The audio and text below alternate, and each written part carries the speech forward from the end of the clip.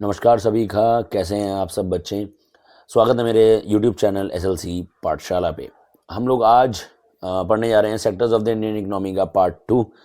माफ़ी मांगना चाहूँगा सभी बच्चों से, घर में एक फैमिली फंक्शन होने की वजह से मैं अवेलेबल नहीं था, जिसकी वजह से आज मैं कई दिनों बाद रिकॉर्ड जो है वो कर रहा हूँ। Sectors of the Indian economy का पार्ट 2 आज हम लोग पढ़ेंगे, और जिसमें आज हम लोग बड़े इंपॉर्टेंट टॉपिक को कवर करेंगे, जो कि है historical changes between sectors, historical changes between sectors. ठीक है, ये आज का हमारा टॉपिक है इंपॉर्टेंटली। ठीक है, चलिए हिस्टोरिकल चेंजेस बिटवीन सेक्टर्स हम लोग पढ़ते हैं। पहले तो मैं सारे सेक्टर्स को यहां लिख देता हूं, प्राइमरी, ठीक है, secondary and the tertiary sector.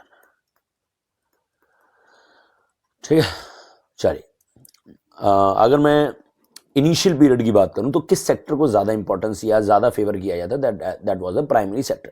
अब क्वेश्चन है क्यों। इनिशियल पीरियड ऑफ टाइम में लोग क्या करा करते थे, सबसिस्टेंस फार्मिंग किया करते थे। सबसिस्टेंस फार्मिंग क्यों? ये वो फार्मिंग है जो हम लोग ज़्यादातर किसके लिए करा करते थे, सेल्फ कंजम्पशन, यानी कि उस समय कोई इकोनॉमी का कोई कॉन्सेप्ट नहीं हुआ करता था। लोग सिर्फ और सिर्फ वही क्रॉप्स उगाते थे जो वो खा सकते थे, ना सरप्लस प्रोडक्शन करना, ना कैश क्रॉप्स बनाना, ना कमर्शियल फार्मिंग करना, कुछ नहीं। लोगों का खेती बाड़ी करने का सिर्फ और सिर्फ ऑब्जेक्टिव था, वो तो अपनी लाइफ को सस्टेन करना, उतना या वो क्रॉप्स उगाने जो हम लोग कंज्यूम करेंगे, इनफ। कोई सरप्लस नहीं उगाना, कोई मार्केट में बेचना नहीं। जब इकोनॉमी नहीं थी तो मार्केट का भी कोई लेना देना नहीं। तो मेजोरिटी ऑफ द पॉपुलेशन जो है वो किस सेक्टर में इन्वॉल्व थी, प्राइमरी सेक्टर में, जो सिर्फ और सिर्फ वही क्रॉप्स उगा रही है जो उसे कंज्यूम करने। ठीक है, तो मेजोरिटी ऑफ द पॉपुलेशन किस सेक्टर में इन्वॉल्व थी, प्राइमरी सेक्टर में।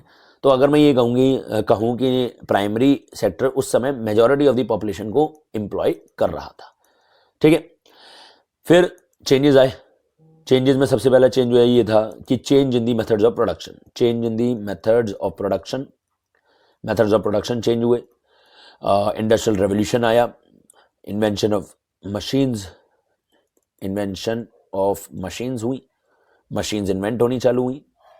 फाइनली चेंज ये आया कि भाई लोगों ने अब जो लेबर पहले वो प्राइमरी सेक्टर को दे रहे थे, finally they shifted towards the secondary sector because of machines, because of methods of production, because of goods available.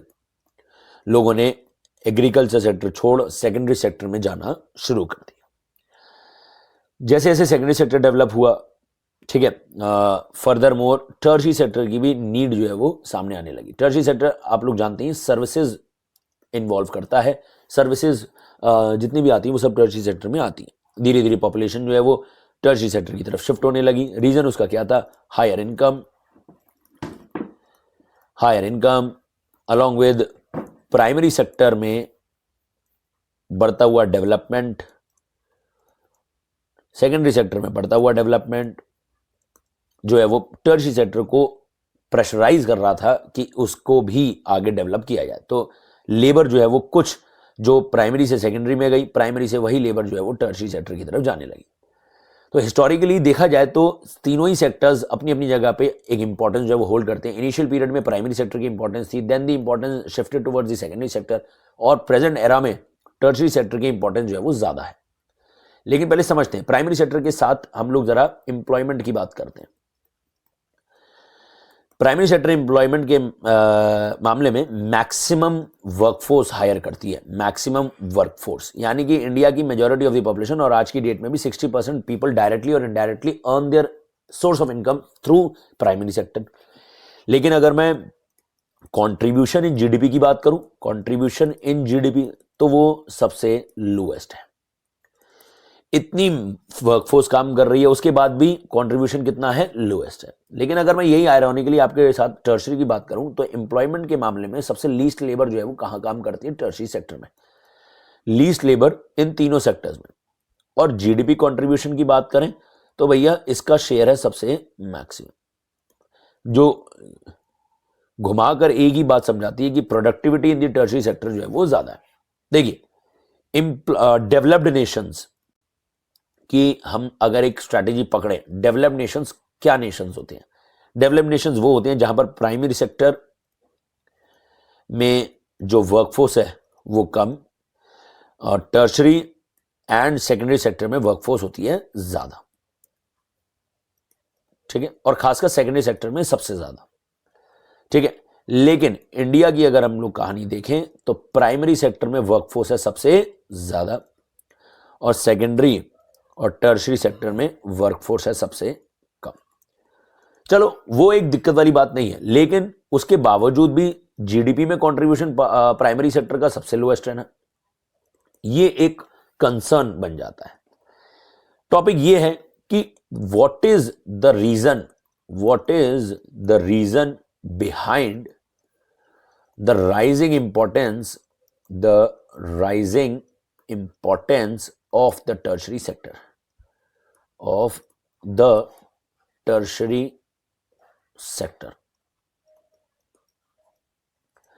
Tertiary sector की राइजिंग इंपॉर्टेंस क्या है, इसको हम लोग पढ़ेंगे पॉइंट्स के थ्रू। पहला point, basic services in a country. देखिए, जब भी हम लोग एक बेटर वर्कप्लेस की बात करते हैं, बेटर लाइवलीहुड की बात करते हैं, तो we always look for better services such as better schools या better education, better health, good transportation, banking, insurance, defence, postal, all these are what are come under services, यानी कि in short these are the part of tertiary sector, therefore the importance of tertiary sector keeps on rising. Second what comes is the rise in income. As soon as individuals have rise in their incomes, जैसे जैसे individuals की income में increment आया है, उस हिसाब से हुआ ये है कि when a person earning rupees 10,000 per month with a family of four members, he may not be able to teach his students in a private school. वो शायद अपने बच्चों को प्राइवेट स्कूल्स में, रेगुलर होटल्स में ना खिला पाए, अच्छा हेल्थ अफोर्ड ना करा पाए, क्योंकि उसकी इनकम लेवल जो है वो कम है। अब इसी इनकम में अगर मैं 1 लाख रुपए और ऐड कर दूं तो प्राइवेट हॉस्पिटल्स, अच्छा health care, private school sorry, अच्छा हेल्थ केयर है ना, बेटर स्टैंडर्ड ऑफ लिविंग जो है वो हो जाएगा। तो as soon as a person की इनकम जैसे जैसे बढ़ी, उसकी डिमांड फॉर बेटर सर्विसेज जो है वो बढ़ने लगी। Better services it kept on rising. Third, the development of primary sector, eventually leads to the development of tertiary sector. एक इकोनॉमी में जब जब प्राइमरी सेक्टर डेवलप होगा तब तब टर्शरी सेक्टर डेवलप होगा। रीजन क्या है समझिए, मान लेते हैं कि फार्मर जो पहले 10 क्विंटल्स व्हीट जो है वो स्टोर उगाता था, पटेटो जो है वो उगाता था, वो उसको नियर बाय एरियाज में सेल आउट कर देता था। लेकिन धीरे धीरे क्या हुआ, उसकी प्रोडक्टिविटी एनहांस हुई and he started to produce 100 quintals of potatoes. जनवरी के मंथ में उसने 100 क्विंटल पटेटोज जो है वो बनाए, उनको हार्वेस्ट किया और डिसाइड किया कि भाई मैं इसको 6 मंथ पर स्टोर करूंगा और एक अच्छे प्राइस पर जो है वो बेचूंगा। लेकिन इस 6 मंथ तक वो स्टोर कैसे करेगा? ऑब्वियस बात है, इसको जरूरत होगी किसकी? Cold storage, and cold storage is a part of service. Therefore primary sector का डेवलपमेंट जो है वो टर्शरी सेक्टर का डेवलपमेंट करता है। और ऑब्वियस बात है, उस 100 क्विंटल्स आलूओं को, पटेटोज को ट्रांसपोर्ट करने के लिए ट्रांसपोर्टेशन भी रिक्वायर्ड होगा, and that is a part of what? Tertiary sector.